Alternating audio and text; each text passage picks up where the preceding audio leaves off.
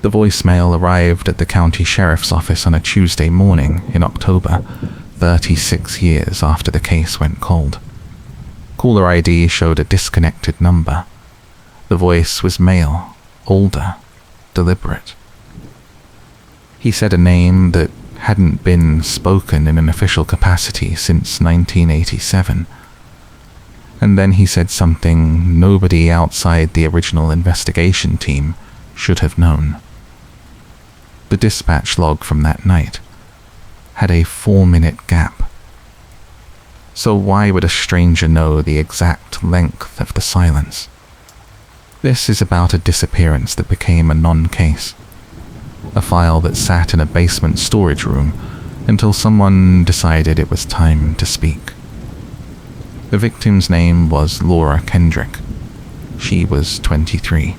She worked third shift at a bottling plant on the east side of a Rust Belt town you've never heard of. Population shrinking every year since the mills closed. On the night of March 7th, 1987, she left work at 11:45. Her car was found the next afternoon in the employee lot. Keys on the driver's seat. Driver's door ajar. Interior light dead. No signs of struggle. No witnesses. No blood. No body. The original investigation lasted 6 weeks. Interviews were conducted. Alibis were checked. A boyfriend was questioned and released. A co-worker mentioned seeing a truck she didn't recognize idling near the employee entrance earlier that week, but she couldn't describe it beyond dark-colored, maybe a Chevy. The lead detective at the time filed his report in May and moved on. The file noted that Laura had mentioned feeling watched, but there was no follow-up on that statement. By summer, the case was effectively closed without being declared closed. The family was told there were no active leads. Laura's mother kept calling for 2 years. Then, she stopped. The voicemail changed that. It was 22 seconds long. The man on the recording said he had been working dispatch that night. He said he remembered the call coming in from the plant's front desk guard, reporting a car with the door open and lights on. He said the call was logged at 12:18 a.m., but the guard's shift log showed he made the call at 12:14. He said there was a reason for the gap, and that reason involved a second call that was never logged. Then he hung up. I got involved because I run a cold case research project funded by a journalism non-profit. The sheriff's office contacted me, not the other way around. The current sheriff inherited the case when he took office 3 years ago. He wanted someone outside the department to look at it cleanly. He gave me access to the original file, the dispatch recordings, and the witness interviews. He also gave me the voicemail. I listened to it 40 times before I called him back. The man on the voicemail was telling the truth about the timestamp gap. I pulled the original 911 cassette from evidence storage. It was a standard dispatch reel from 1987, the kind that recorded on a loop every 24 hours before being archived. The tape had been transferred to digital in the early 2000s, but the physical cassette was still there, sealed in a plastic evidence bag with a chain of custody log that showed it had been checked out exactly once in 1988 by a detective named Raymond Vogel. Vogel retired in 1995 and died in 2003. I didn't know what he had done with the tape during that checkout, but when I played the original reel on a vintage deck I borrowed from a university media lab, I heard the gap. 12:14 to 12:18. 4 minutes of dead air. And then the dispatcher's voice returning mid-sentence as if nothing had happened. The digital transfer had smoothed over the gap, making it sound like natural silence. On the original tape, you could hear the splice. Someone had physically cut the tape and rejoined it. That's when I knew this wasn't about a missing person case that went cold because of bad luck or limited resources. This was about a missing person case that went cold because someone made sure it did. Listen to what happens next, because this is where the case stops being a file and starts being a problem. The town is called Ridgeway. It sits in a valley between two low ridges covered in oak and pine, with a river that used to power the mills running through the center. The population in 1987 was around 12,000. Now it's closer to 7,500. Half the downtown storefronts are empty. The bottling plant closed in 1994. The police department operates out of a repurposed elementary school. The sheriff's office has 6 full-time deputies and a rotating pool of part-timers. Most people who stay work in the county seat 20 miles south, or they don't work at all. I arrived in Ridgeway on a Thursday in late October. The rain started that afternoon and didn't stop for 3 days. I rented a room at a motel on the highway south of town, the kind of place with exterior doors and a gravel lot. I set up my recorder on the dresser and started making calls. The first person I reached was Laura's sister, Michelle. She still lived in Ridgeway, worked at a medical billing company in the county seat. She agreed to meet me at a diner on the edge of town. She was 49 now, which meant she had been 13 when Laura disappeared. She brought a photo album. We sat in a booth near the back. She ordered coffee and didn't touch it. She opened the album and showed me pictures of Laura, high school graduation, a summer barbecue, a snapshot of her standing next to her car in the driveway of the house they grew up in. Laura had dark hair, pale skin, a cautious smile. Michelle said she was quiet, reliable, the kind of person who showed up when she said she would. She said Laura had been saving money to move to Pittsburgh, maybe go back to school. Michelle said the family had been told by the original detective that Laura probably left on her own, that sometimes people just walk away. She said her mother never believed that. She said her mother died in 2001 still believing Laura was out there somewhere, waiting to come home. Michelle said she didn't believe that anymore. She said she thought Laura was dead within hours of leaving the plant, and she thought someone in Ridgeway knew what happened. I asked her if she knew anything about the dispatch tape. She said no. I asked her if the name Raymond Vogel meant anything. She said he was the detective who worked the case, but she didn't remember much about him beyond that. I asked her if anyone had ever mentioned a second call that night. She looked at me across the table and said, "What second call?" That's when I realized the gap wasn't just about evidence. It was about memory. The people in this town had been told a version of events that left out 4 minutes, and they had lived with that version for 36 years. Now someone was trying to put those 4 minutes back. I asked Michelle if she would be willing to talk on the record for a documentary interview. She said yes, but she wanted to know why now. She wanted to know who left the voicemail. I told her I didn't know yet, but I was going to find out. She closed the photo album and slid it across the table. She said I could keep it for a while. She said she didn't need to look at it anymore.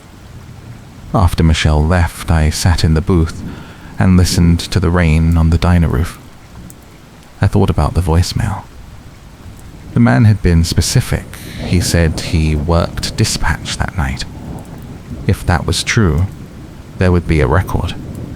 Dispatch shifts were logged. I needed to find out who was on duty at the Ridgeway station the night of March 7th, 1987. The sheriff's office gave me access to personnel records for that period. I spent 2 hours in a storage room flipping through shift logs and payroll sheets. The dispatch desk that night was staffed by a woman named Carol Dietrich. She had worked for the department from 1983 to 1991. I found her last known address in the file, a house on Maple Street, still in Ridgeway. I drove to the address the next morning. The house was a small one-story with white siding and a chain-link fence around the yard. A car was parked in the driveway. A newer model sedan with Pennsylvania plates. I knocked on the door. A woman in her mid-60s answered. She was wearing a cardigan and glasses. I introduced myself and asked if she was Carol Dietrich. She said yes. I asked if I could ask her a few questions about a case from 1987. She looked past me at the street, then back at my face. She said she didn't talk about that anymore. I asked her if she remembered Laura Kendrick. She said she remembered. I asked her if she remembered a call coming in from the bottling plant. She said she wasn't going to do this. She started to close the door. I said, "Someone left a voicemail at the sheriff's office. Someone who said they worked dispatch that night. Someone who said there was a second call." She stopped. The door stayed half open. She looked at me for a long time. Then she said, "You need to leave." I asked her if she was the one who called. She said no. I asked her if she knew who did. She said she couldn't help me. I asked her why not. She said because it wouldn't change anything. Then she closed the door. I stood on the porch and listened to the lock turn. I thought about what she had just told me without saying it. She hadn't denied the second call. She hadn't acted confused or defensive. She had acted afraid. I went back to the motel and played the voicemail again. The man's voice was steady. No emotion, no urgency. He had planned what he was going to say. He had called from a disconnected number, which meant he used a burner or a line that had been deactivated. He wanted the case reopened, but he didn't want to be found. That meant he was still in Ridgeway, or he was connected to someone who was. I started building a timeline. March 7th, 1987. Laura left the bottling plant at 11:45. The guard found her car at 12:14 and called it in. The call was logged at 12:18. 4 minutes. What happened in those 4 minutes that was important enough to cut out of the tape? I pulled the digital transfer and the original cassette and listened to both side by side. On the digital version, the dispatcher picks up and says, "Ridgeway Dispatch." The guard identifies himself and reports the car. The dispatcher says she'll send a unit. The call ends. Clean, procedural, unremarkable. On the original cassette, the same call happens, but then there's a click, a splice, and when the audio returns, the dispatcher is mid-sentence. Unit is en route. Her tone is different. Flatter. Like she's repeating something she already said. I ran the tape through audio software and isolated the splice. It was clean, professional. Whoever did it knew what they were doing. This wasn't a panicked edit. This was deliberate. I needed to know what was on the missing 4 minutes. I needed to know who made the second call, what they said, and why it was erased. And I needed to know if the person who left the voicemail had a copy of the original uncut tape. The rain kept falling. I sat at the motel desk and wrote out a list of questions. Who was Raymond Vogel protecting? What did Carol Dietrich hear that night? Why wait 36 years to speak? And what happened to Laura Kendrick between 11:45 and 12:14?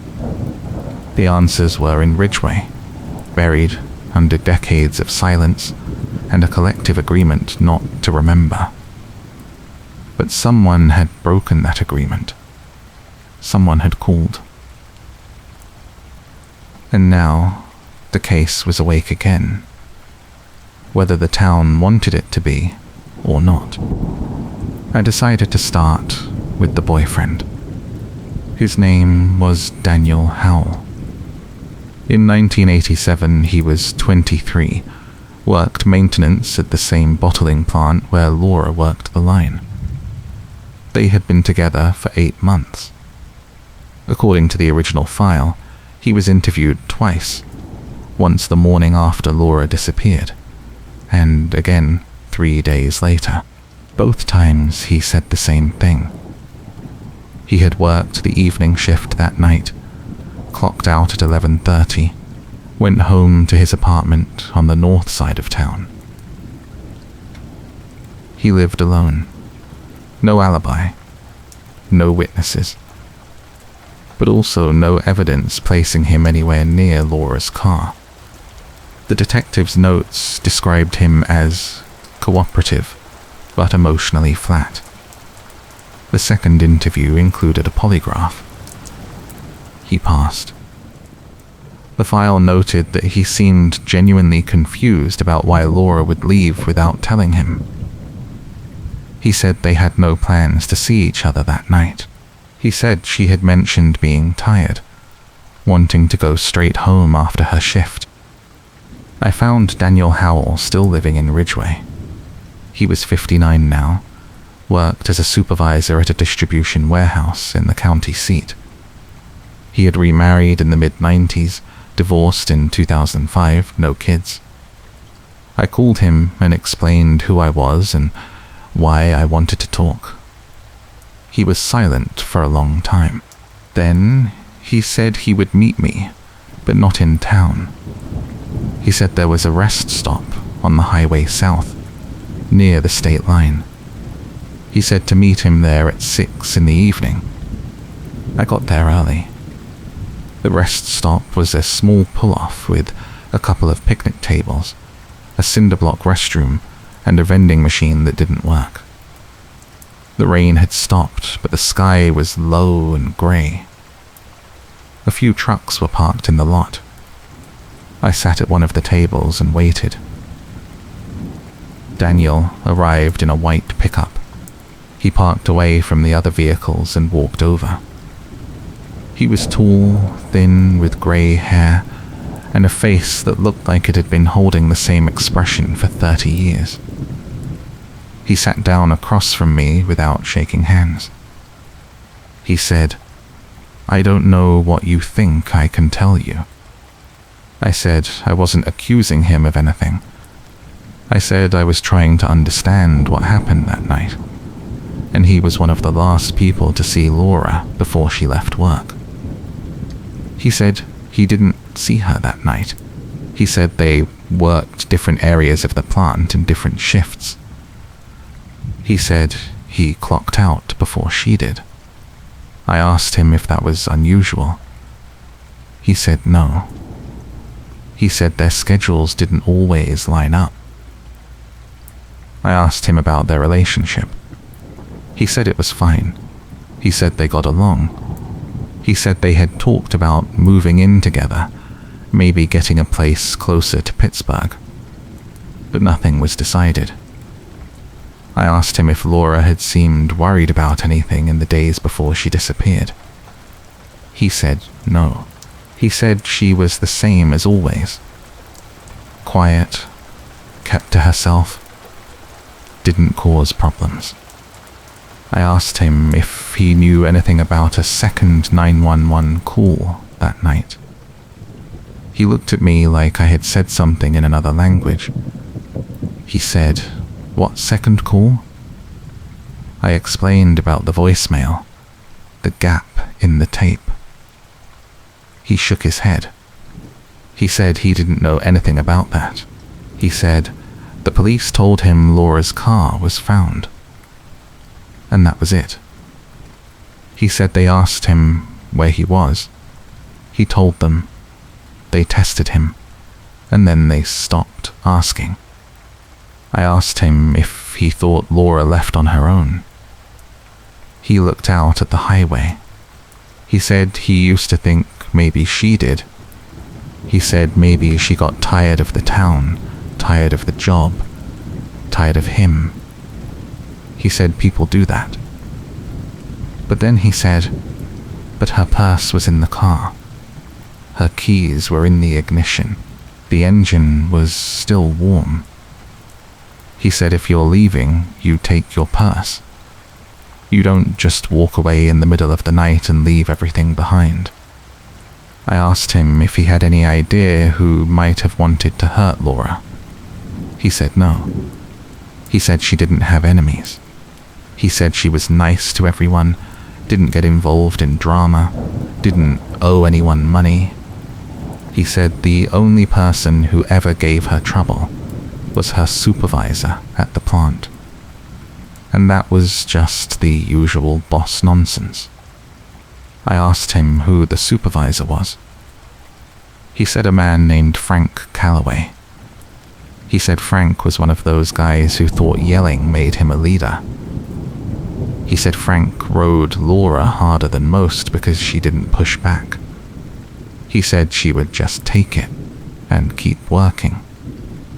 I asked him if Frank was still around. He said no. He said Frank left Ridgeway in the early 90s, moved south somewhere. He said he didn't know where. I asked Daniel if he had stayed in touch with anyone else from the plant.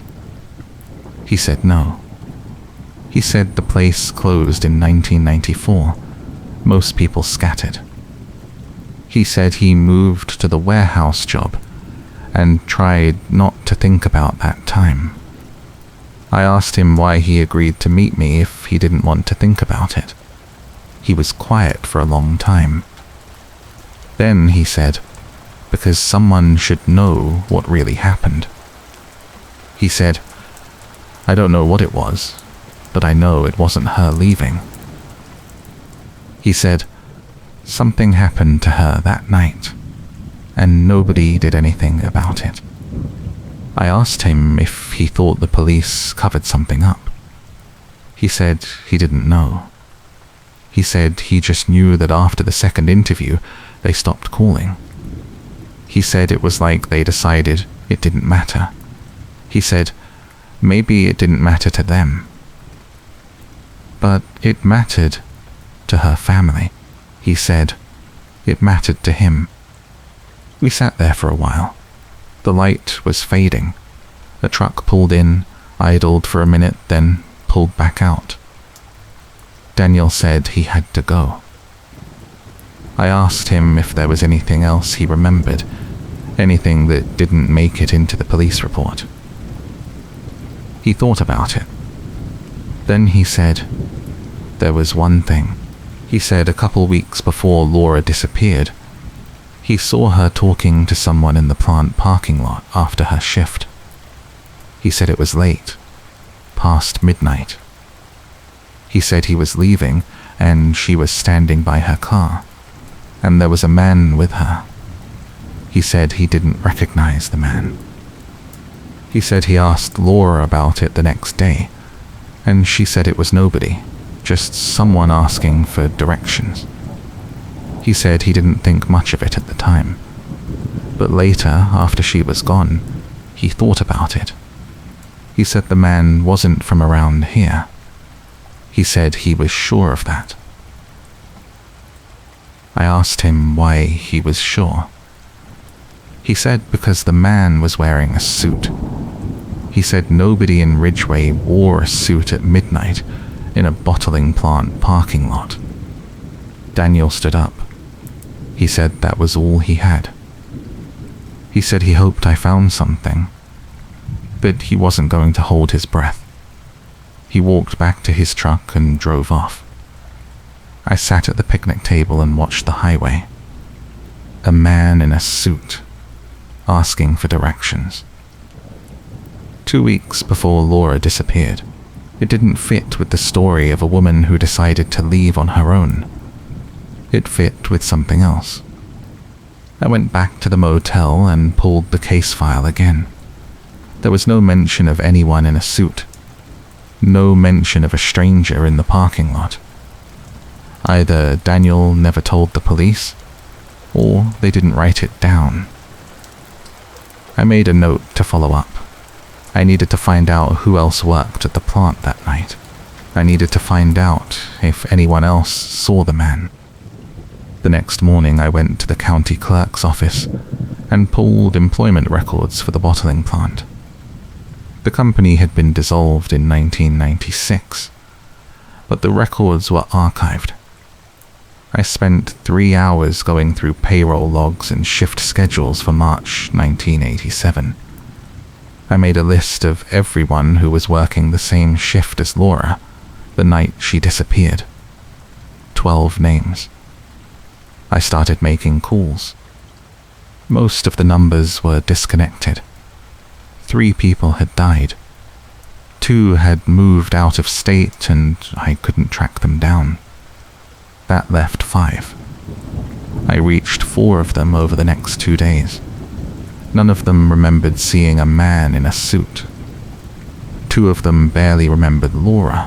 One of them said she remembered hearing that Laura had run off with someone, but she didn't know who.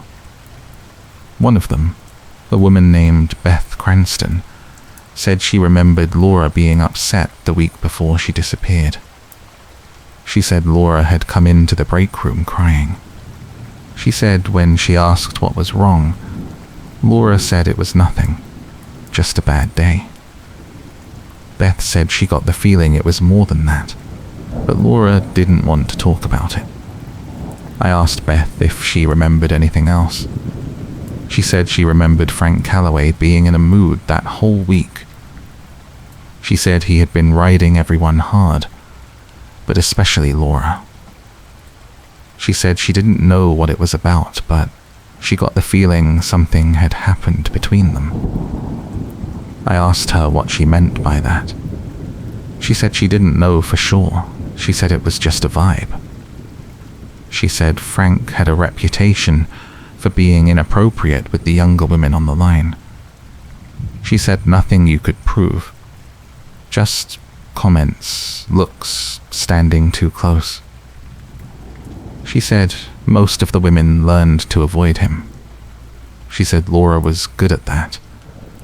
But that last week, something was different. She said Frank seemed angry at her specifically. I asked Beth if she ever told the police this. She said no. She said nobody asked her. She said by the time she heard Laura was missing, Frank had already told everyone that Laura probably left to start over somewhere else, and everyone just accepted that. I asked her where I could find Frank Calloway. She said she had no idea. She said she heard he moved to North Carolina or maybe Georgia. She said she heard he got remarried. She said she hadn't thought about him in 20 years. I thanked her and hung up. I sat in the motel room and stared at my notes. Frank Calloway. Supervisor. Inappropriate behavior. Angry at Laura in the days before she disappeared. Left town a few years later. I needed to find him. I needed to know what he remembered, and I needed to know why he left. I ran a search through public records databases. I found 3 Frank Callaways in North Carolina, 2 in Georgia. I started calling. The first 2 were wrong age. The third one didn't answer. I left a voicemail. The fourth one answered. I asked if he used to work at a bottling plant in Ridgeway. He said, "Who's asking?" I told him I was researching a case from 1987. He said, "I don't know anything about that." I said, "Laura Kendrick." He was quiet. Then he said, "I already talked to the police." I said, "I know." I said I just had a couple follow-up questions. He said, "I'm not interested." He hung up. I called back. He didn't answer. I called a third time and left a message. I said I wasn't accusing him of anything. I said I just wanted to understand the timeline. I said if he didn't want to talk, that was fine, but I would keep calling until he did. He called me back an hour later. He said, "You want to know about Laura? Fine. I'll tell you. She was a good worker. Quiet. Did her job. I didn't have a problem with her. I don't know why people keep trying to make it sound like I did." I asked him if he remembered the week before she disappeared. He said vaguely. I asked him if he remembered being angry at her. He said I was a supervisor. I got angry at everyone. That was my job. I asked him if there was anything specific with Laura. He said no. I asked him if he remembered a man in a suit in the parking lot. He said no. I asked him why he left Ridgeway. He said because the plant closed and there was no work. I asked him if that was the only reason. He said, "What are you implying?" I said I wasn't implying anything. I said I was just trying to fill in gaps. He said there are no gaps. He said, "Laura left. That's it. That's the whole story. People leave." I asked him how he knew she left. He said because her car was there and she wasn't. What else could it be? I asked him if he knew about the 911 tape. He said, "What tape?" I explained. He was quiet. Then he said, "I don't know anything about that." He said, "You should talk to the cops." I said I did. I said they don't know either. He said, "Then I can't help you." He hung up again. I didn't call back. I made a note. Frank Calloway knew something. Maybe not everything, but something. He was defensive in a way that went beyond annoyance.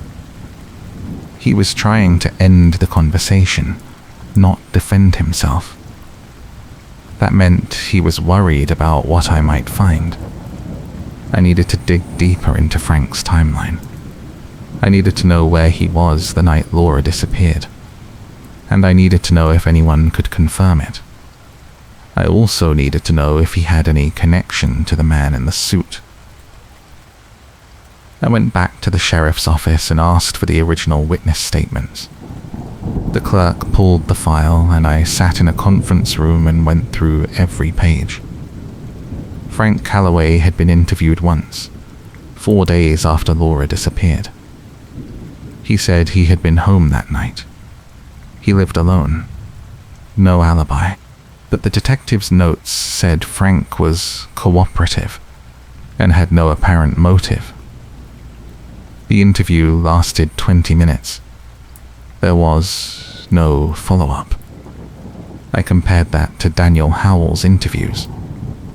Daniel was interviewed twice, polygraphed, and his timeline was checked against his work schedule.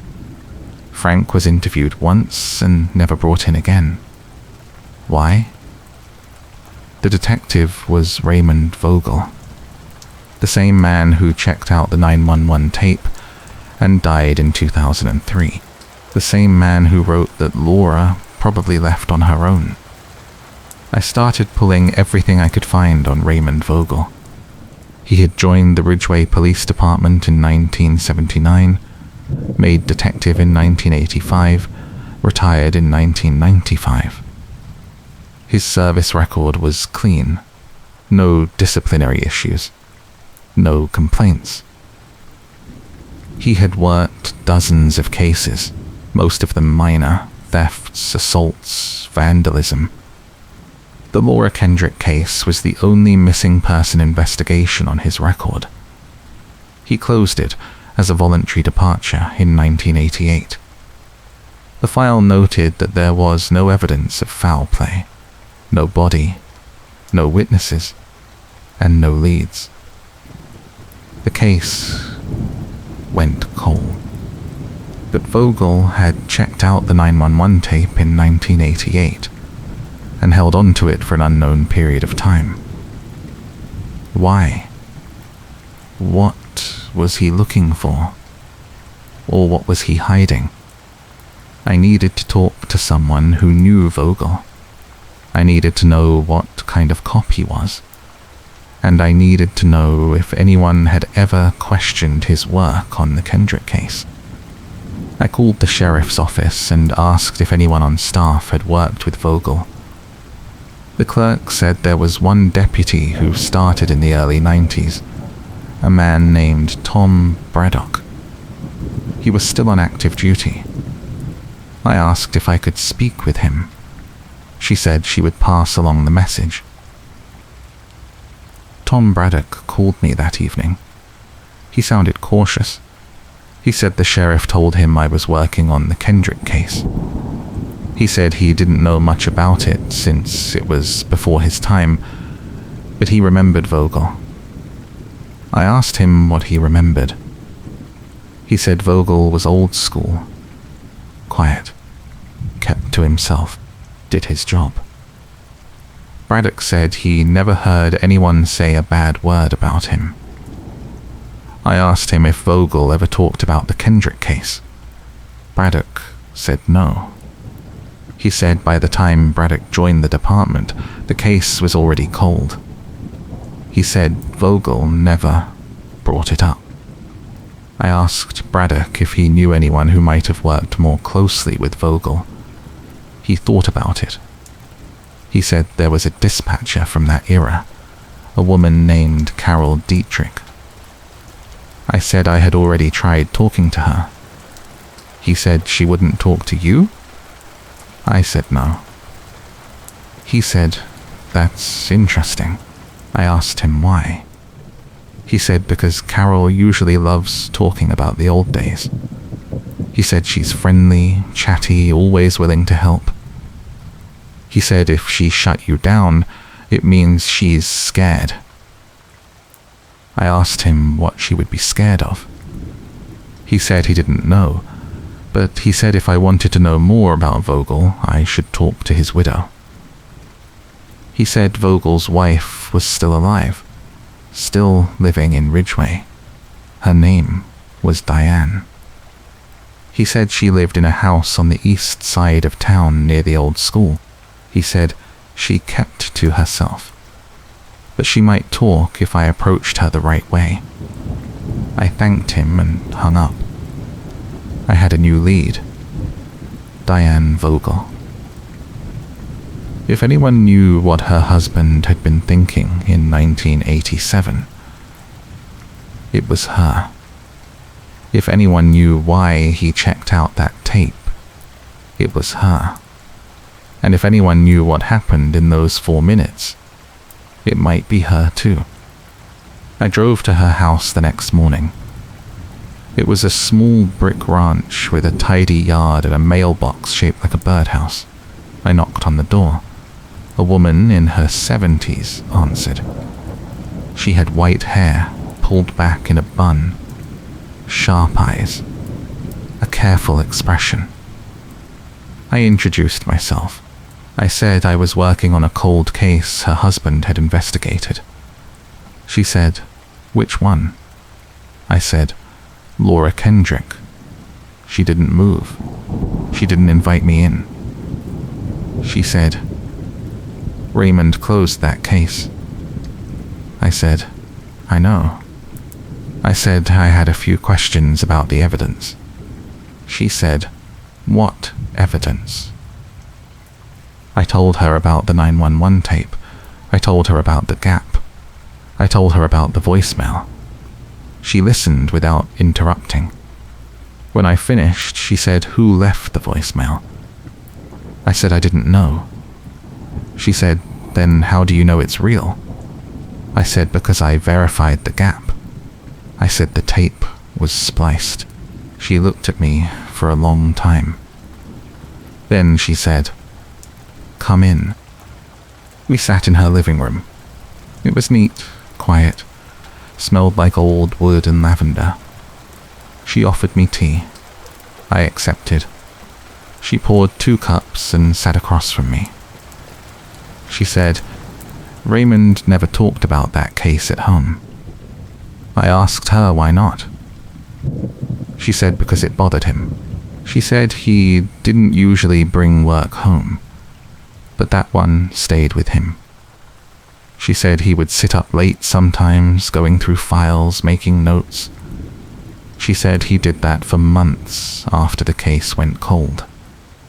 I asked her if she knew what he was looking for. She said no. She said he never told her. But she said one night, maybe a year after Laura disappeared, he came home and he was different. She said he seemed relieved, like something had been resolved. She said she asked him if he had solved the case, and he said no. He said it was over. She said she asked him what that meant, and he said it meant he had done what he could, and it was time to let it go. She said she didn't press him. She said she figured he meant the department had moved on, or the family had given up, or something like that.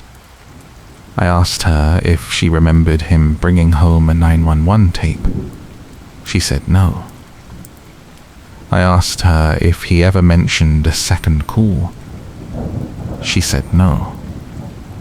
I asked her if the name Frank Calloway meant anything to her. She said no. I asked her if Raymond had ever seemed afraid of something related to the case. She stopped. She set her cup down. She said, "Why would he be afraid?" I said I didn't know, but 2 people connected to this case had reacted with fear when I asked them about it. Carol Dietrich wouldn't talk to me. Frank Calloway hung up on me. I said it felt like there was something people didn't want to say. She looked at me. She said, "Raymond wasn't afraid, but he was careful." I asked her what she meant. She said, "He knew when to stop asking questions." I asked her what he was careful about. She said she didn't know. She said all she knew was that after that night when he came home relieved, he never mentioned the case again. She said he put the file away and moved on. She said he worked other cases, retired, and died without ever talking about Laura Kendrick again. I asked her if she still had any of his files. She said no. She said the department took everything when he retired. I asked her if he kept notes at home. She said he might have. She said there were boxes in the basement, things she had never gone through. She said I was welcome to look. She led me downstairs. The basement was unfinished. Concrete floor, exposed beams, a smell of damp cardboard. There were 4 boxes labeled with Raymond's name and the years he worked. I started with 1987. The box was full of notebooks, case summaries, interview transcripts. I found the Kendrick file about halfway down. It was thicker than the official file.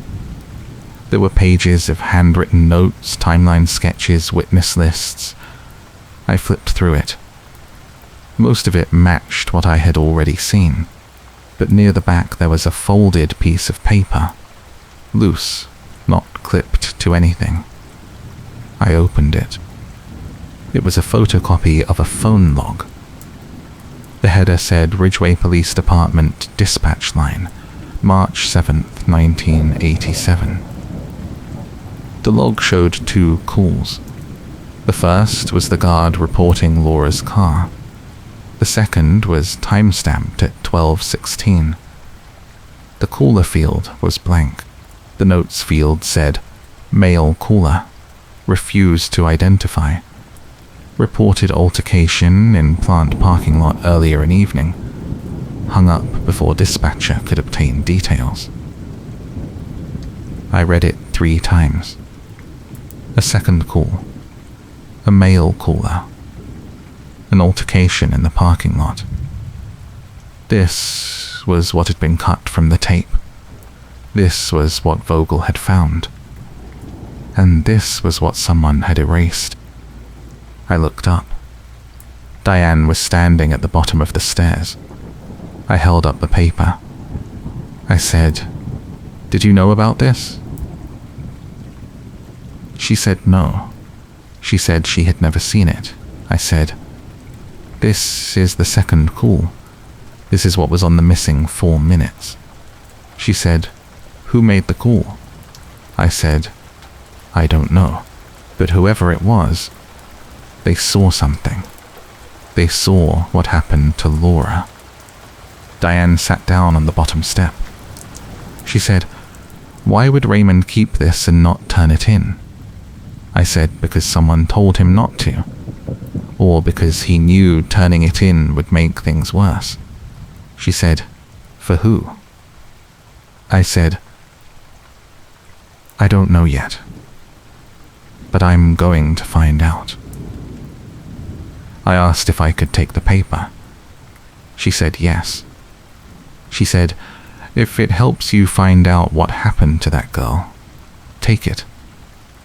I folded it carefully and put it in my jacket. I thanked her. She walked me to the door.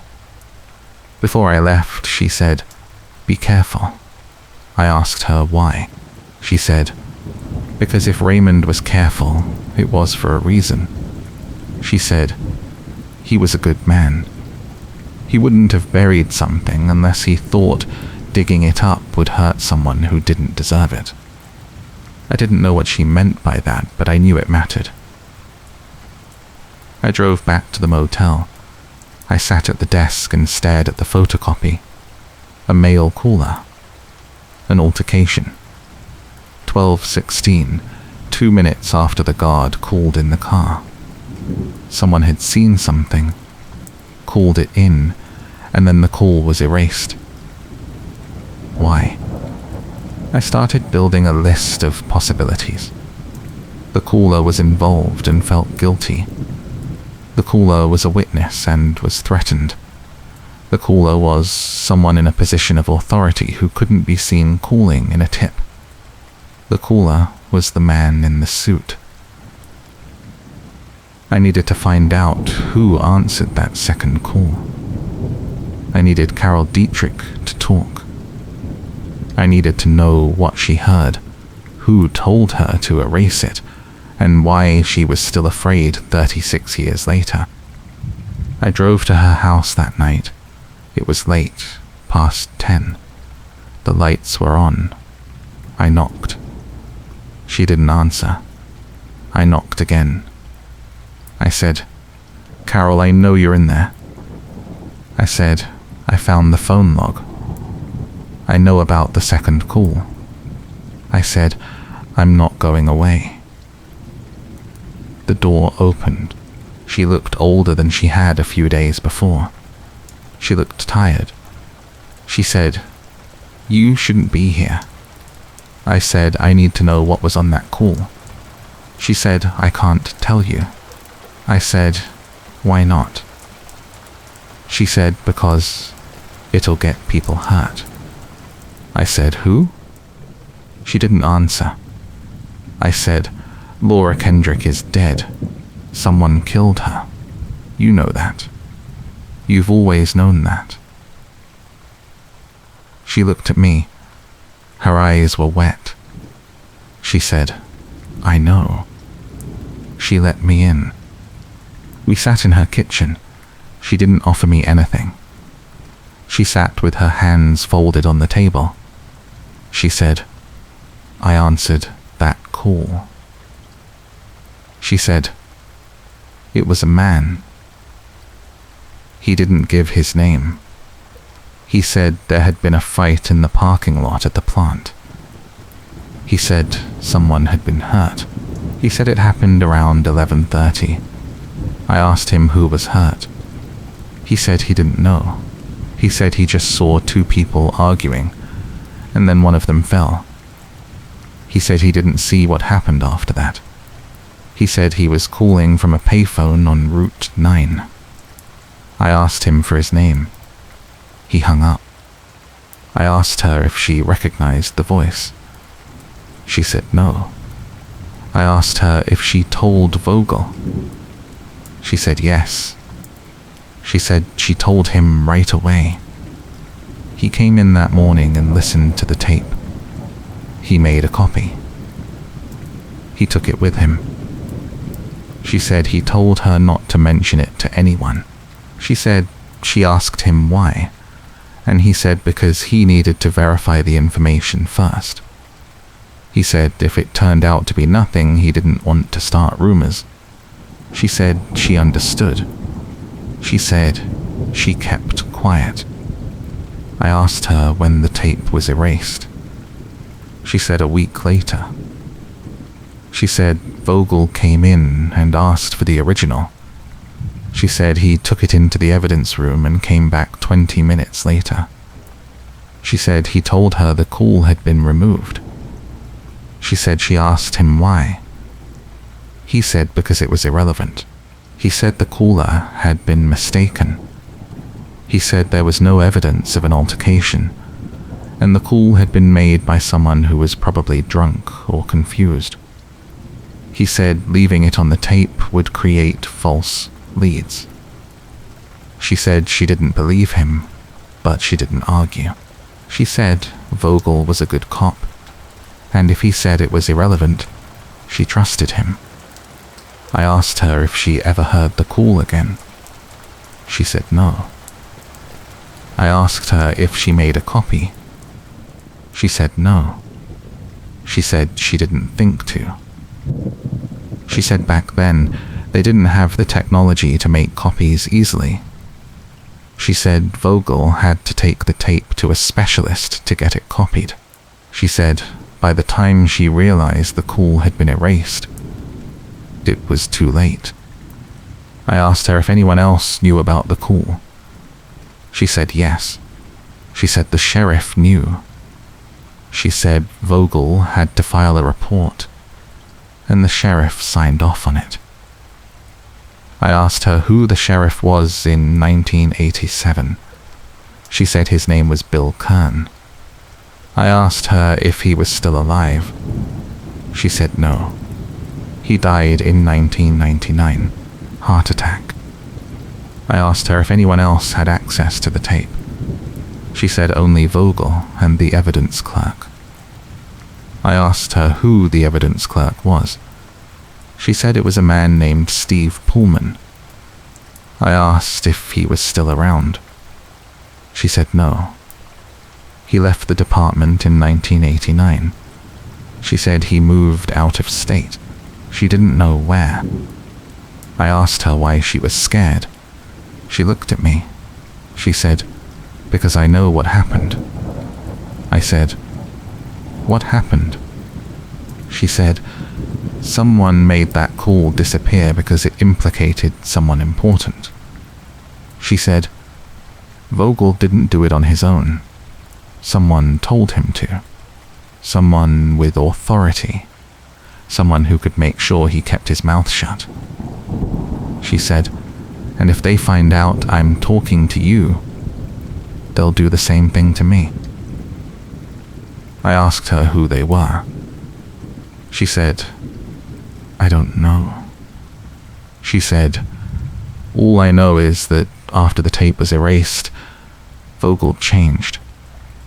She said he became quieter. He stopped talking about the case. He stopped asking questions.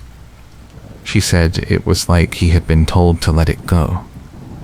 And he did, she said. And if a cop like Raymond Vogel could be silenced, then I don't stand a chance. I asked her if she thought Vogel was threatened. She said she didn't know. She said maybe he was paid off. Maybe he was scared. Maybe he was just tired and wanted to close the case. She said, "All I know is that he had the truth in his hands, and he buried it." I asked her if she thought Laura was killed in the parking lot. She said yes. She said, "I think whoever called saw it happen. I think they saw someone attack her, and they called it in. I think Vogel found out who made the call or who was involved, and he was told to make it go away." She said, "And he did." I asked her if she had any idea who might have been involved. She said no. But she said, "If you want to find out, you need to find out who had the power to bury evidence in 1987. You need to find out who Vogel was afraid of." She said, "And you need to be ready for what that means." I thanked her. I asked her if she would be willing to go on record. She said no. She said, "I've told you everything I know. If you use my name, I'll deny it." I said I understood. She walked me to the door. Before I left, she said, "Laura deserved better." I said, "I know." She said, "So did Raymond." I said, "What do you mean?" She said, "He was a good cop. Whatever he did because he thought he had to." She said, "That's what makes it worse." I drove back to the motel. I sat at the desk and wrote down everything Carol had told me. I wrote down the timeline. March 7th, 1987. 11:30, altercation in the parking lot. 12:14, guard calls in the car. 12:16, male caller reports the altercation. Within a week, the call is erased. Within a month, the case goes cold. Within a year, Vogel stops talking about it. Within 16 years, Vogel is dead. Within 36 years, no one will talk about it except in whispers. I needed to find out who had the power to bury this. I needed to know who Vogel reported to, who signed off on the erasure, who benefited from Laura's disappearance. I needed to know if the man in the suit was connected. I needed to know if Frank Calloway was involved. I needed to know who made that second call. I started with the sheriff. Bill Kern had been sheriff from 1982 to 1998. He died in 1999. I found his obituary in the county archives. It said he was survived by his wife, Margaret, and 2 sons, Bill Jr. and Thomas. It said he had served the community with honor and integrity. It said he was a dedicated public servant. It didn't mention Laura Kendrick. I found Margaret Kern's address in the phone book. She still lived in Ridgeway, in a house on the north side of town. I called her. She answered.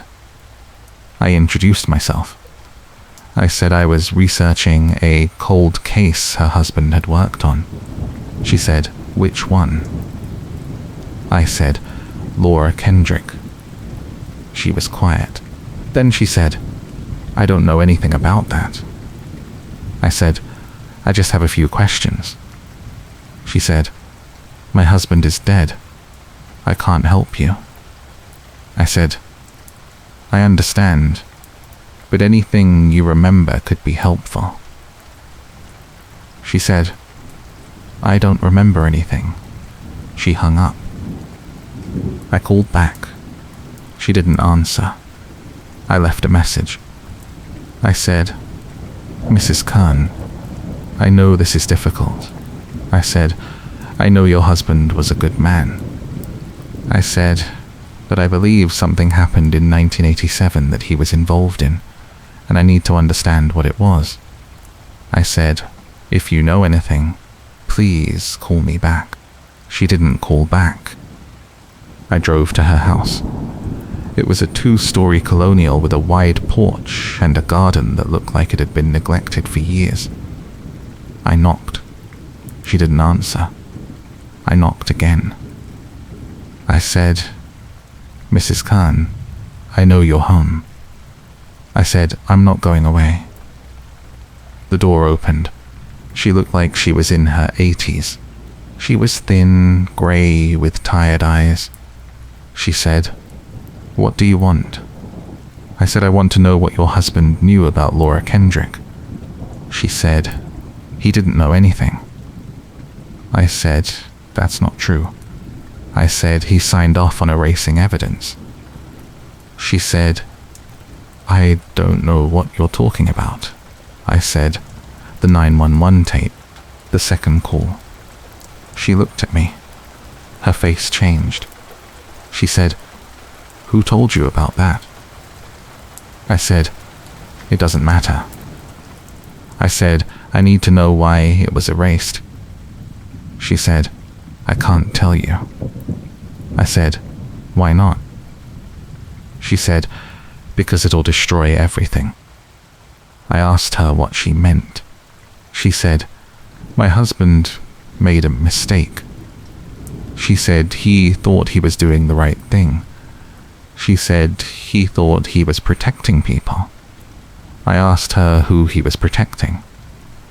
She said, the town, the department, the family. I asked her what family. She didn't answer. I said, Mrs. Kern, if you know something, you need to tell me. She said, I can't. I said, Laura Kendrick is dead. Someone killed her. Your husband helped cover it up. She said, he didn't cover anything up. He just made sure the investigation didn't hurt innocent people. I asked her what that meant. She said, the man who made the call was scared. He didn't want to be involved. He called because he thought someone should know, but he didn't want his name attached to it. She said, Bill talked to him. Bill told him it was better if the call didn't exist. She said. The man agreed. She said, Bill erased the call to protect him. I asked her who the man was. She said, I don't know. She said, Bill never told me. She said, all I know is that he was someone important. Someone who couldn't afford to be connected to a missing person case. She said, Bill said it was the right thing to do. He said the man hadn't done anything wrong. He just happened to be in the wrong place at the wrong time. I asked her if the man in the suit was the caller. She said, I don't know.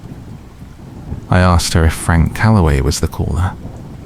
She said, I don't know. I asked her if she thought her husband was paid to erase the call. She said no. She said Bill wasn't corrupt. He was just trying to keep the peace. She said he thought if the call stayed on the tape, it would create problems. It would drag someone through the mud who didn't deserve it. She said he thought he was doing the right thing. I asked her if she thought Laura deserved justice. She looked at me. She said, of course she did. I said, then why didn't your husband give it to her? She said, because he couldn't. She said, because the truth would have hurt too many people. I asked her who. She said, I don't know. She said, but I know my husband. I know he wouldn't have done what he did unless he believed it was the only option. I asked her if she would help me find out who made the call. She said no. She said, I've told you everything I know. She said, if you keep digging, you'll find out things that will hurt people who are still alive. She said, is that what you want? I said, I want to know what happened to Laura Kendrick. She said, then you'll have to do it without me. She closed the door. I stood on the porch for a minute. Then I walked back to my car. I sat in the driver's seat and stared at my notes. Margaret Kern had confirmed it. The call had been erased to protect someone. Someone important. Someone who couldn't afford to be connected to Laura's disappearance. Someone who was in the parking lot that night. I needed to find out who that was. I needed to know who had access to the plant parking lot at 11:30 on a Friday night. I needed to know who had a reason to be there. I needed to know who had the power to make a sheriff erase evidence. I went back to the plant. It was closed now, a rusted shell surrounded by a chain-link fence. I walked the perimeter. The parking lot was cracked asphalt, weeds growing through the gaps. I stood where Laura's car had been found. I looked around. From here, you could see the main entrance, the loading docks, the side road that led to Route 9. If someone had attacked Laura here, they would have been visible from the road. Unless it was late. Unless it was dark. Unless the streetlights were out. I checked the case file. There was a note about the lighting. The streetlights in the parking lot had been reported as malfunctioning the week before Laura disappeared. The maintenance log showed they weren't repaired until 3 days after she went missing. The parking lot had been dark that night. That wasn't an accident. Someone had made sure the lights were out. Someone had planned this. I called the county maintenance office. I asked if they had records from 1987. The clerk said they had archives, but they were stored off-site. I asked if I could access them. She said I would need a formal request. I said I was working on a cold case. She said she would see what she could do. 2 days later, she called me back. She said she had found the maintenance logs for March 1987. She said the lights in the plant parking lot had been reported as out on March 2. She said a work order was filed on March 3. She said the repair was scheduled for March 9, but it was delayed due to parts availability. She said the lights were finally fixed on March 10. I asked her who filed the work order. She said it was submitted by the plant manager. I asked her who the plant manager was in 1987. She said his name was Richard Lowell. I asked if he was still alive. She said she didn't know. I thanked her and hung up. I searched for Richard Lowell. I found an obituary from 2001. He had died of cancer. He had worked at the plant for 25 years. He had been plant manager from 1984 to 1990. He was survived by his wife Helen and a daughter, Rebecca. I found Helen Lowell's address. She lived in a retirement community 40 miles south of Ridgeway. I drove there. The building was clean, quiet, full of old people sitting in common rooms. I asked for Helen Lowell. The receptionist called her room. A few minutes later, a woman in her late 70s came down. She had white hair, a cardigan, a cautious smile. I introduced myself. I said I was researching the Laura Kendrick case. She said, "I remember that." I said, "Your husband was the plant manager at the time." She said, "Yes." I asked if I could ask her a few questions. She said, "I suppose." We sat in a corner of the lobby. I asked her if she remembered Laura. She said, "Not well." She said, "Richard knew her better." She said, "He hired her." I asked her if Richard ever talked about what happened. She said, "Not much." She said he was upset when she disappeared. She said he felt responsible. I asked her why. She said because she was his employee. She said he felt like he should have kept her safe. I asked her if he had any theories about what happened. She said no. She said he thought she ran away. He said she was young and probably got scared of something. I asked her if Richard knew about the lights being out. She said yes. She said he was the one who reported them. I asked her if he knew why they were out. She said they just went out. She said it happens. Old wiring. I asked her if he thought it was suspicious that they went out right before Laura disappeared. She paused. She said he never said that. But she said he did mention once that he wished they had been fixed sooner. She said he said if the lights had been working, maybe someone would have seen something. I asked her if Richard knew about the second 911 call. She said, "What second call?" I explained. She said, "I don't know anything about that." She said, "Richard never mentioned it." I asked her if Richard knew Sheriff Kern. She said yes. She said they were friends. They played poker together. I asked her if Richard ever talked about the investigation. She said only to say that the police were doing their best. She said he trusted Bill Kern. He said Bill was a good man. I asked her if Richard knew Frank Calloway. She said yes. She said Frank worked at the plant. She said he was a line supervisor. I asked her if Richard and Frank were close. She said, "I don't think so." She said Frank kept to himself.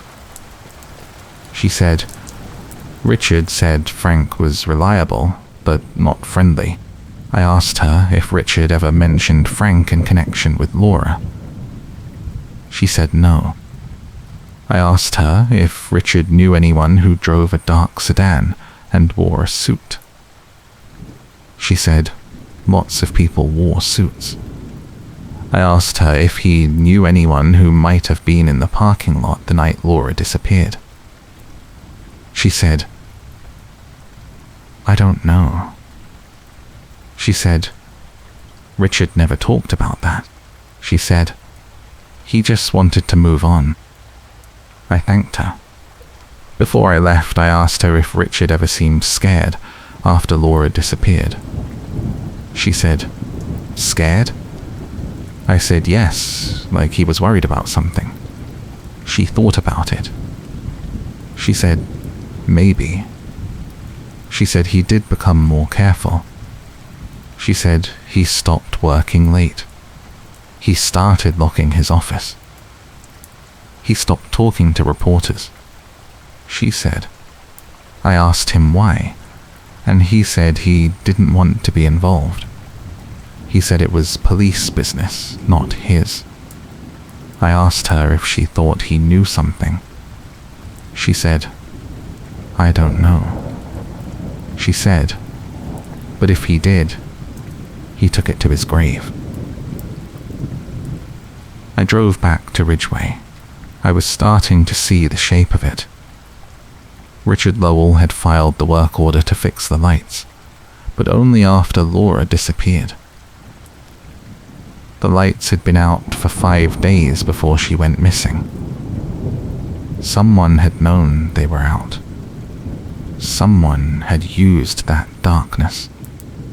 I needed to find out who else worked at the plant in 1987.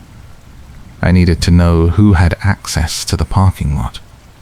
I needed to know who had a reason to be there that night. I went to the county clerk's office and requested the plant's payroll records for March 1987. The clerk said they were archived. I said I would wait. 3 hours later, she brought me a box. I went through it page by page. There were 53 employees listed. I wrote down every name. I cross-referenced them with the witness statements. Only 4 had been interviewed. Frank Calloway, the night guard, and 2 women who worked the evening shift with Laura. I looked for names that stood out. I found one. David Kern. Bill Kern's son. He had worked at the plant from 1985 to 1988. His job title was maintenance supervisor. He would have known the lights were out. He would have had access to the parking lot. He would have had a reason to be there. I searched for David Kern. I found a current address in Ridgeway. He still lived there. He worked as a contractor. I found his phone number. I called. A man answered. I said, "Is this David Kern?" He said, "Yes." I said, "I'm researching the Laura Kendrick case." He hung up. I called back. He didn't answer. I left a message. I said, "Mr. Kern, I know you worked at the plant in 1987. I said, I need to ask you a few questions. I said, if you don't call me back, I'll come to your house." He didn't call back. I drove to his house. It was a small ranch on a quiet street. There was a truck in the driveway. I knocked. He opened the door. He was in his late 50s, stocky, with thinning hair and a hard expression. He said, "I told you I'm not talking to you." I said, "I just need 5 minutes." He said, "I don't care what you need." I said, "Your father erased evidence in this case." He said, "My father didn't do anything wrong." I said, "Then why did he erase the 911 call?" He said, "I don't know what you're talking about." I said, "Yes, you do." I said, "You were there that night." He stared at me. He said, "Get off my property." I said, "I know you worked at the plant. I know you were the maintenance supervisor. I know you knew the lights were out." He said, "So what?" I said, "So you had access to the parking lot. You could have been there." He said, "I wasn't." I said, "Then why won't you talk to me?" He said, "Because I don't have to." He said, "Because people like you don't care about the truth. You just want a story." I said, "I care about Laura Kendrick." He said, "No, you don't." He said, "You care about making someone look bad." He said, "My father was a good man. He did what he thought was right." I said, "He helped cover up a murder." He said, "There was no murder. She ran away." I said, "Then why did someone call 911 and report an altercation?" He stopped. He said, "Who told you that?" I said, "It doesn't matter." I said, "I know about the call. I know your father erased it. I know he did it to protect someone." I said, "Was it you?" He stepped forward. He said, "You need to leave. Now." I said, "I'm not leaving until you tell me the truth."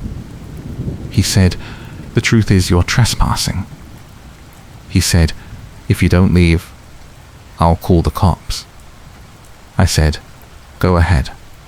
I said, "Maybe they'll want to know why you're so scared." He didn't call the cops.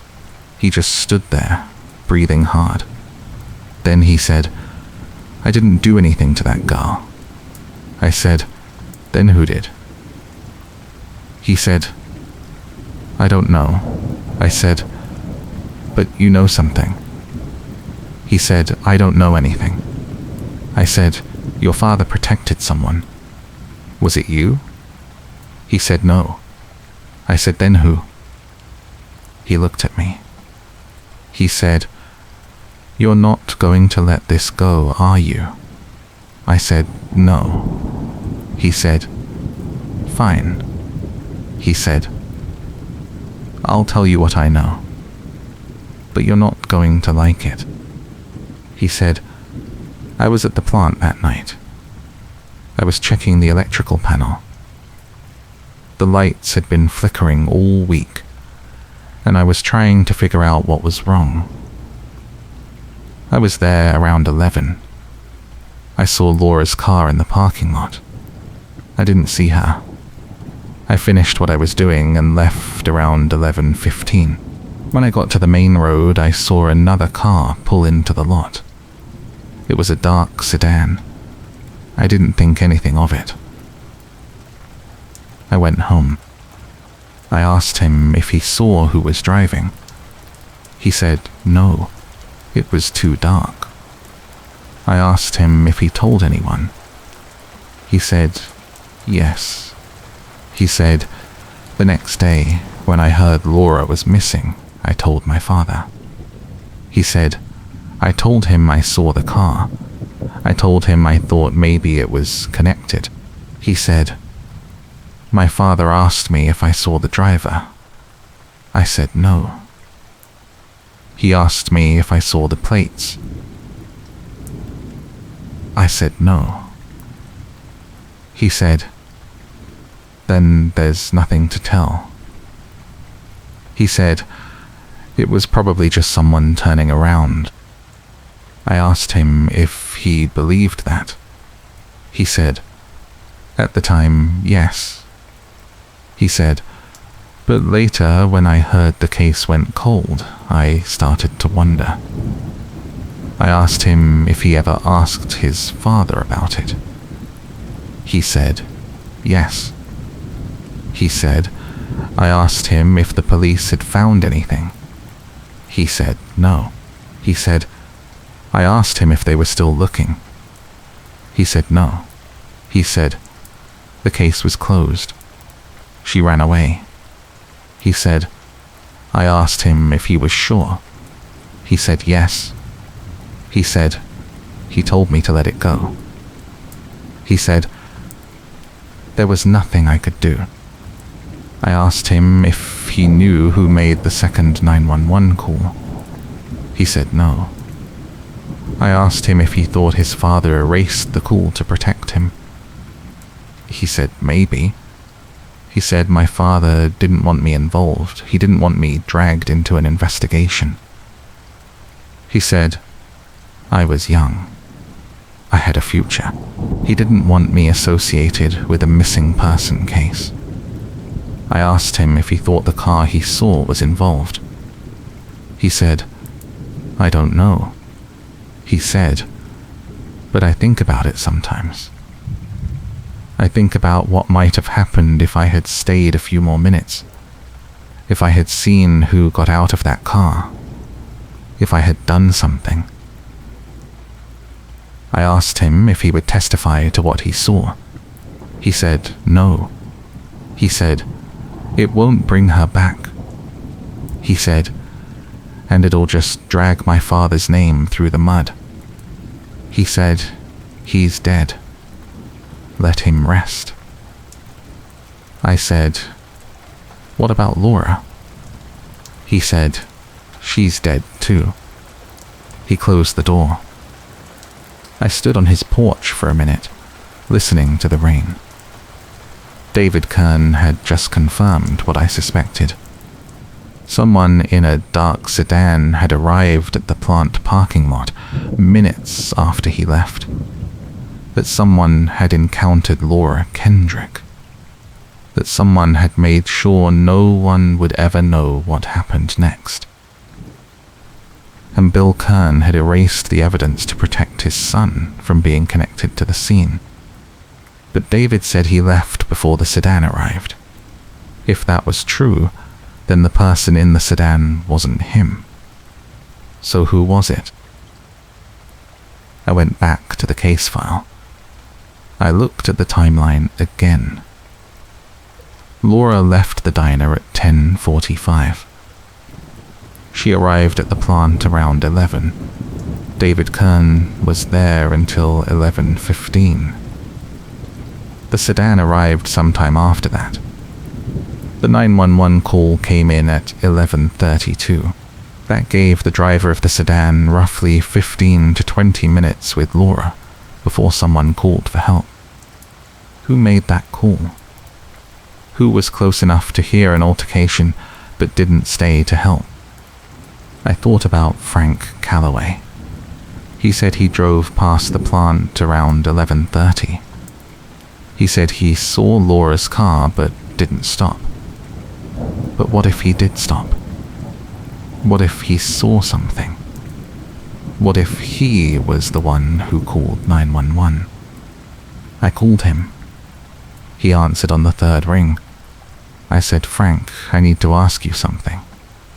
He said, what now? I said, did you make the second 911 call? He was quiet. I said, Frank, I know there was a second call. I know someone reported an altercation. Was it you? He said, I don't know what you're talking about. I said, yes, you do. I said, you told me you drove past the plant that night. You said you saw Laura's car. But you didn't just drive past, did you? You stopped. You heard something. You called it in.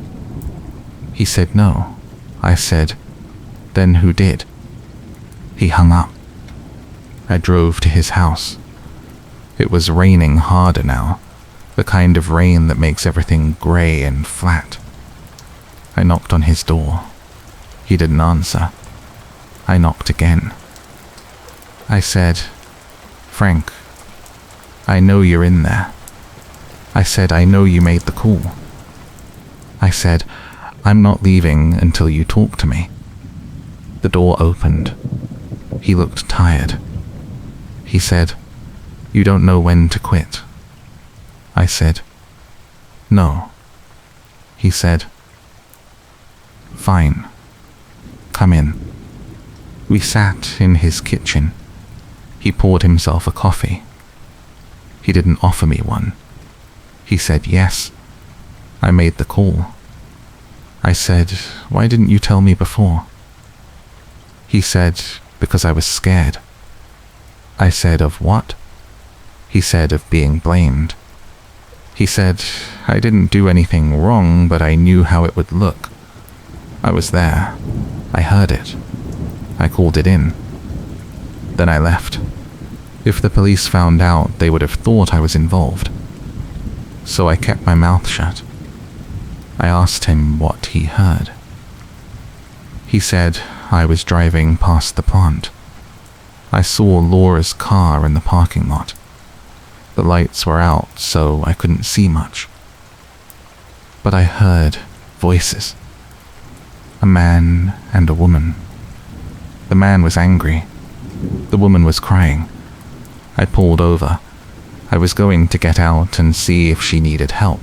Then I heard a car door slam. I heard the man yell something. I heard the woman scream.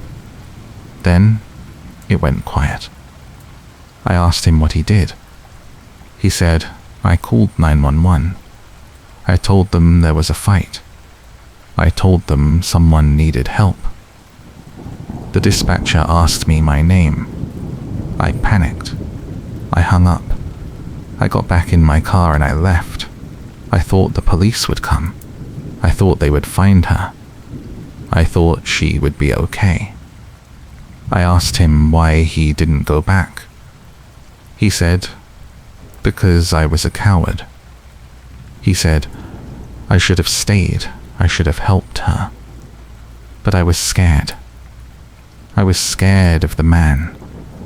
I was scared of getting involved. So I left." I asked him if he saw the man. He said no. It was too dark. I asked him if he recognized the voice. He said no. But he said it wasn't a young voice, it was older. Rough. Like someone who had been smoking for years. I asked him if he saw the car. He said yes. A dark sedan. 4-door. Older model. Maybe late 70s, early 80s. I asked him if he saw the plates. He said no. I asked him why he didn't tell the police this when they questioned him.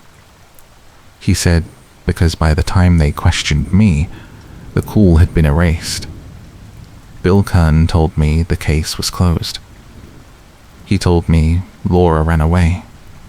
He told me there was no evidence of foul play. I asked him if I had seen anything suspicious.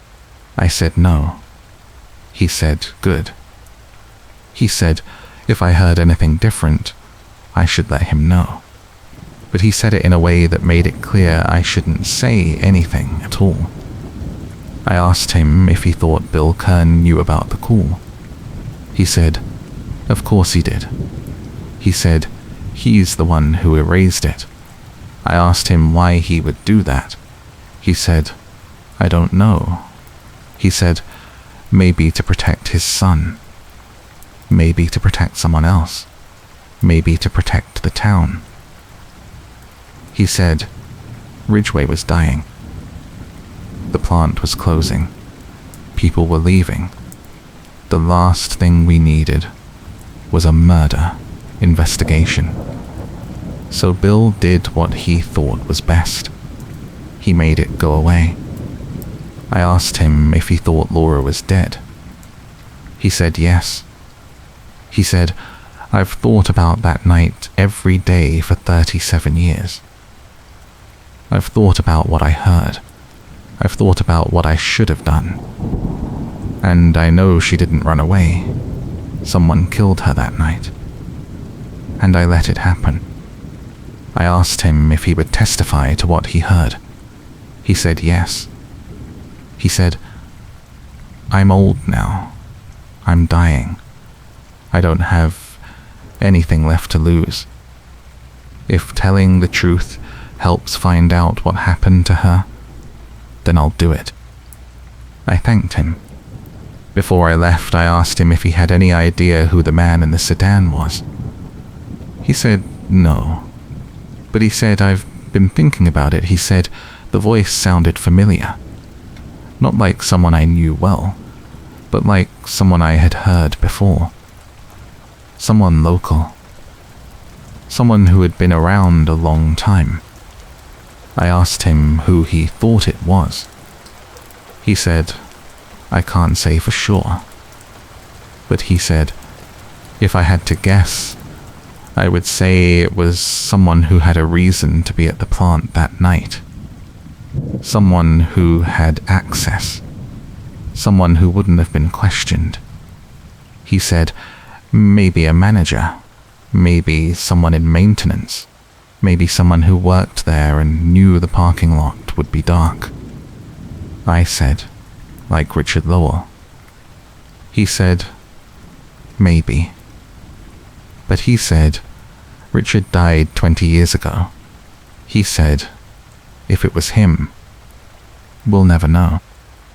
I left Frank's house. I sat in my car.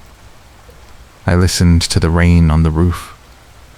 I thought about what I knew. Laura had been at the plant parking lot at 11.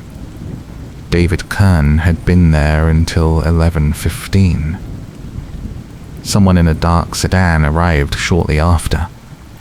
That someone argued with Laura, that someone made her scream.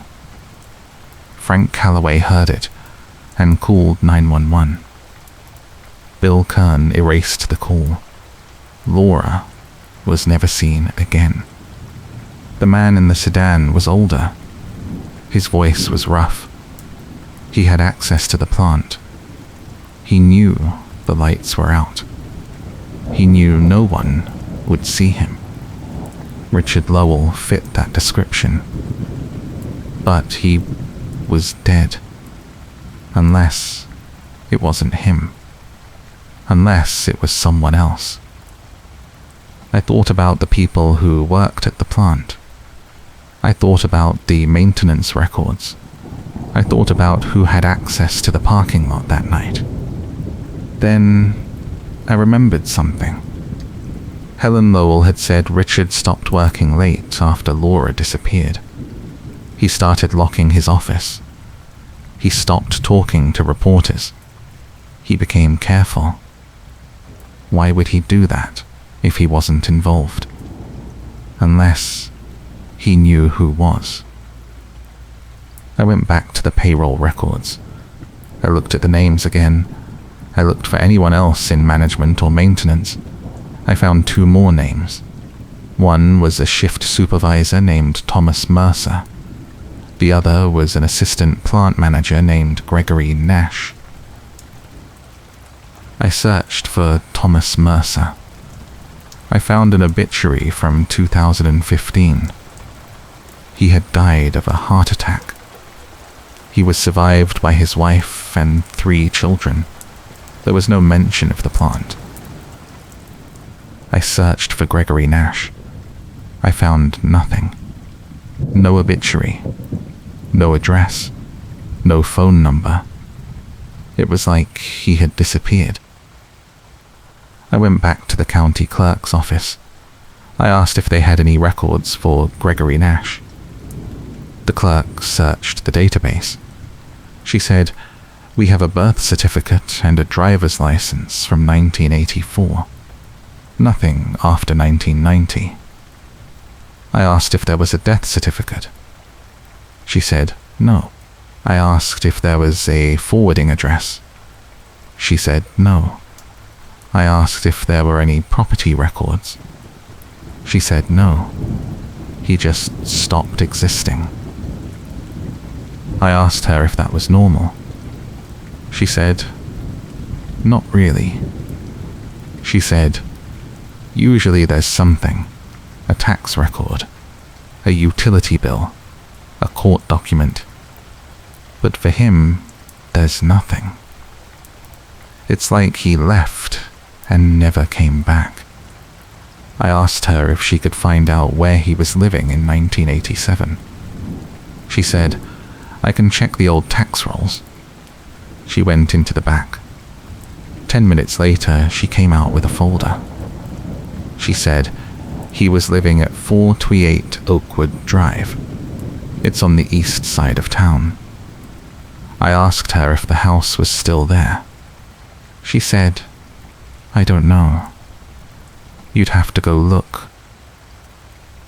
I drove to Oakwood Drive. The street was lined with small houses, most of them old and weathered. I found 428. It was a narrow 2-story with peeling paint and a sagging porch. There was a car in the driveway. I knocked on the door. A woman in her 40s answered. I introduced myself. I said I was researching the Laura Kendrick case. She said, "I don't know anything about that." I said, "I'm looking for Gregory Nash." She said, "I don't know who that is." I said, "He used to live here." She said, "I've lived here for 15 years. I don't know who lived here before that." I asked her if there were any old records or mail. She said, "No. The house was empty when I bought it." I asked her if she knew any neighbors who might remember him. She said, "Maybe Mrs. Callahan across the street. She's been here forever." I crossed the street. Mrs. Callahan was an old woman with white hair and a walker. I asked her if she remembered Gregory Nash. She said, "Oh yes, Greg. He lived across the street for a few years. Nice man, quiet, kept to himself." I asked her when he left. She said sometime in the late 80s, maybe 1988 or 1989. I asked her if she knew where he went. She said no, he just moved out one day. I asked her if he said goodbye. She said no, he just left. I asked her if she remembered anything unusual about him. She said, "Not really. He worked at the plant. He drove a dark car. He didn't have a family. He kept odd hours." I asked her what kind of car. She said a sedan, dark blue or black. She said, "I remember because it was always parked in his driveway. Then one day, it was gone. And so was he." I asked her if she remembered March 1987. She said, "What about it?" I said, "A young woman named Laura Kendrick disappeared that month." She said, "Oh yes, I remember that. Everyone was talking about it." I asked her if Greg was still living here then. She said yes. I asked her if she saw him that month. She said, "I think so." But she said he was acting strange. I asked her what she meant. She said he was nervous, he was leaving at odd times. He stopped waving when I saw him. She said, "I asked him once if everything was okay.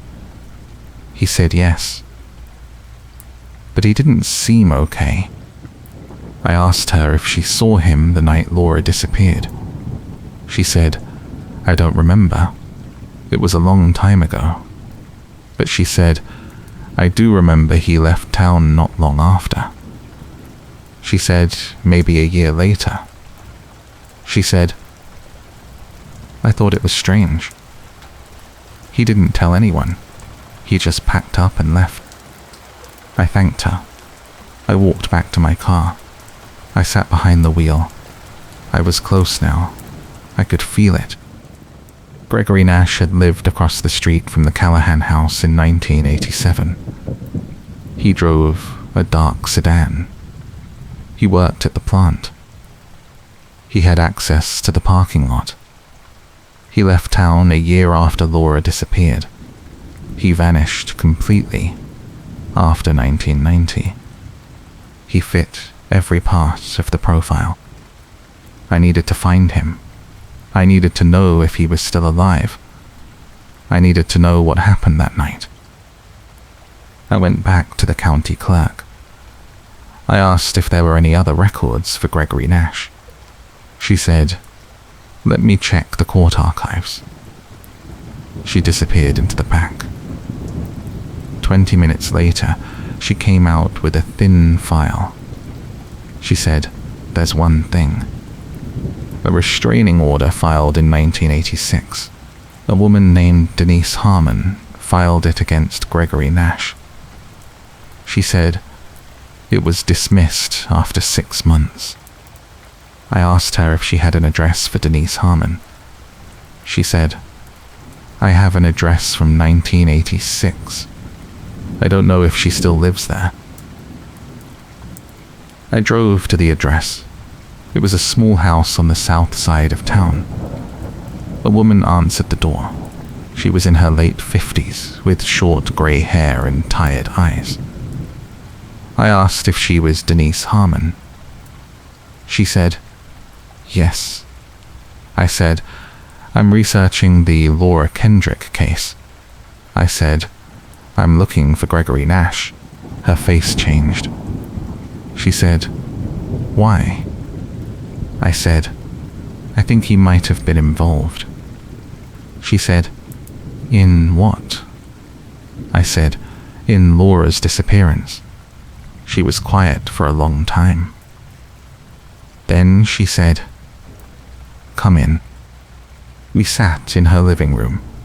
She said, "I haven't heard that name in a long time." I asked her how she knew Greg. She said, "We dated for a few months in 1985. He was charming at first, polite, attentive. But then he changed. He became controlling. He wanted to know where I was all the time. He started showing up at my work.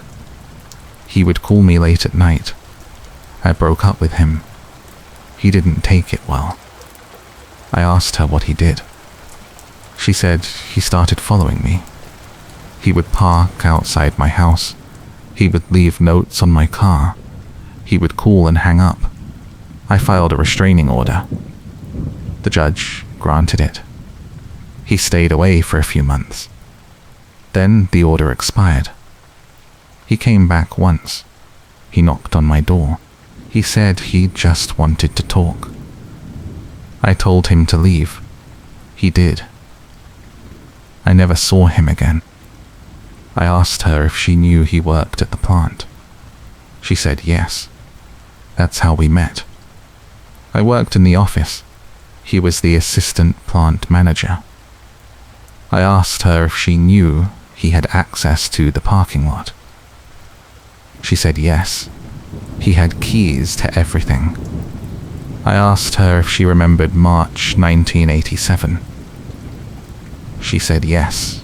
She said, "I heard about Laura. I thought about Greg. I wondered if he had anything to do with it. But I didn't say anything. I was scared. I didn't want him to come back." I asked her if she thought he was capable of hurting someone. She said yes. She said he had a temper. He hid it well, but it was there. She said one time, when we were still dating, we were at a bar. A man talked to me. Greg pulled me outside. He grabbed my arm so hard it bruised. He said if I ever talked to another man like that again, he would make sure I regretted it. That's when I knew I had to leave. I asked her if she knew where he went. She said no. She said, "I heard he left town sometime in the late 80s. I was relieved. I hoped I would never see him again." I asked her if she would be willing to testify about his behavior. She said, "If it helps find out what happened to Laura, Yes. I thanked her. I left her house. I sat in my car. The rain had stopped. The sky was clearing. I could see stars. I knew who had killed Laura Kendrick. Gregory Nash had been at the plant parking lot that night. He had argued with her. He had hurt her. He had made sure no one would find her.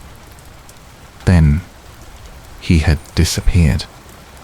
But I needed proof. I needed to find him. I needed to find out if he was still alive.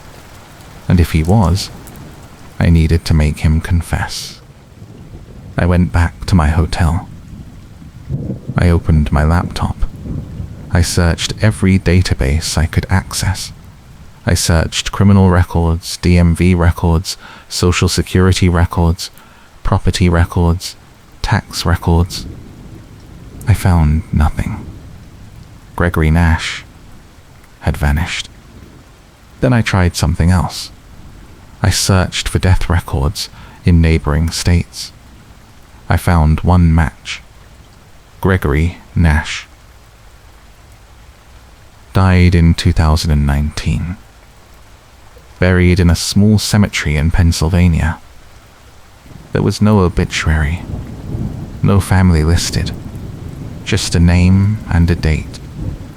I called the cemetery. The clerk said, "Yes, we have Gregory Nash. He was buried here in 2019. I asked if there were any records. She said, "Just the burial certificate." I asked if anyone had visited the grave. She said, "No. Not that I know of." I asked if there was a cause of death listed. She said yes. Lung cancer. He died in a hospice in Pittsburgh. I asked if there were any next of kin. She said no. He was alone. I hung up. I sat there. Gregory Nash was dead. He had died 4 years ago. He had taken the truth with him. But then I thought about something Denise Harmon had said. She said Greg had a temper. She said he hid it well. She said he was controlling. I thought about the 911 call. I thought about the voice Frank Calloway had described. Older. Rough. Angry. I thought about the timeline. Greg had left town in 1988 or 1989, a year after Laura disappeared. He had moved to Pennsylvania. He had lived there for 30 years. He had died alone. Why had he left? Why had he run? Because he knew what he had done. Because he knew someone might find out. Because Bill Kern had warned him. I went back to the case file. I looked at the names of people Bill Kern had questioned. Gregory Nash wasn't on the list. He had never been interviewed. He had never been questioned.